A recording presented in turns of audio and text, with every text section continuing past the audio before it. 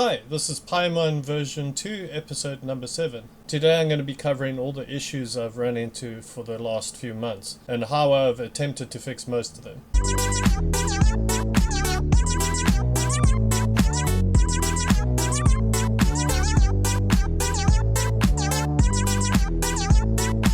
In my previous video I was explaining how I had issues trying to fit all the screens into the existing face. After searching for a while I found this screen. There are two main issues with the screen. It's a LCD, not a OLED, and the other is it's a higher DPI, which means there's a lot more pixels, i.e. a lot more data to transfer. Another issue I had was the screens weren't connected to the face.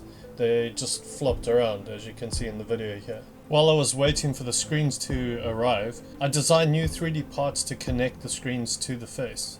Here you can see the two new screens with the attachments, and here you can see the old screen compared to the new screen and the size difference. I glued 3 connectors to the screen. The bottom 2 have got screws in them. And here's a Fastmo video of me connecting everything up to those 3 connectors.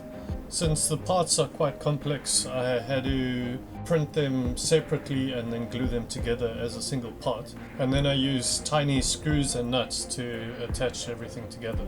Yeah, I've got everything together and I just switched it on, and as you can see it's working. The top 2 screens are LCD screens, and you can see how they dim when you get a different angle. And then the bottom screen is still the OLED with the larger pixels. So one of the issues I was having is with the STM32, okay, this is not one of them, but it's basically the same thing, these are the pins I use to program the STM32, but I also use the same pins to power it. So what I was doing is I was having to, this is one of the programmers, I was having to swap the power, these pins constantly whenever I started programming them, and this caused issues.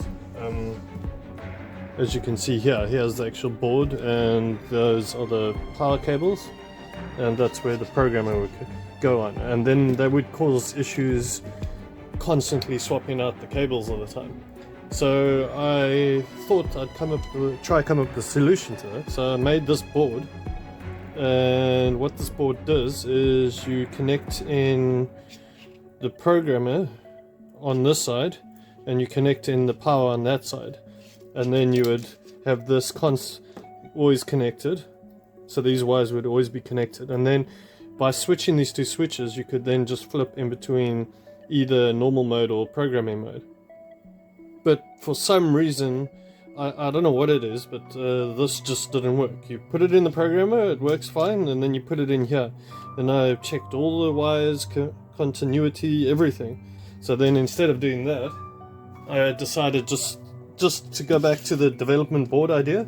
I had I actually got 2 extra orange pies, and I bought extra STM32. Now this is actually an STM32, and these are the old screens I was using, which I was having all the issues with. So then I just rebuilt this on the existing dev board that I originally, and I started using this to work. While I was waiting for the screens to arrive, I started writing code to send and store data on the STM32 flash memory. This is when I ran into the 4th issue. I found that the STM32 would crash when I sent data and the SPI slave was busy with another process. I solved this by adding a GPIO pin to tell the SPI master when the slave is ready. This seemed like a bit of a hack, but I was stuck on this problem for ages. The next video will be coming out quite soon, and I'll cover more of what I've actually achieved in the last few months. But I felt that I needed this video because I was running into all these issues, and it took up a lot of my time. Anyway, thanks for watching, and goodbye.